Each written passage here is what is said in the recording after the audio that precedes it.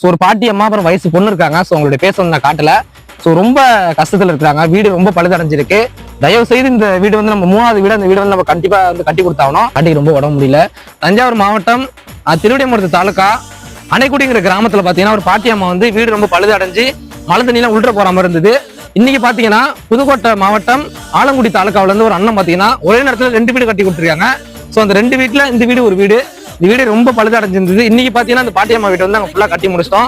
இந்த உதவி பண்ண அந்த அண்ணாவுக்கு ரொம்ப ரொம்ப நன்றி. கமெண்ட்ல எல்லாருமே அந்த அண்ணா எங்க நடக்கிற வாழ்த்து நண்பர்களே. நன்றி, வணக்கம். வீடு இல்லாத ரொம்ப சிரமப்பட்டு இருந்தாங்க. சேருலாம் இடிஞ்சு போய் ஒன்றும் இல்லாத கண்டுதுங்க. இப்போ அதை வந்துதான் சீர்திருத்தம் பண்ணி நல்ல விதமா வீடு வாசல் நல்லா நிம்மதியா இருக்குங்க. அதுகளுக்கு நன்றி. அப்பா இப்ப எப்படிமா உங்க வீடு இருக்கு? எங்க வீடு இப்ப நல்லா இருக்குன்னா, முன்னாடி மழையில பாதிச்சு பழுதடைஞ்சிருந்துச்சு. இந்த வீடு கட்டி கொடுத்தவங்களுக்கு நல்லா இருக்கு.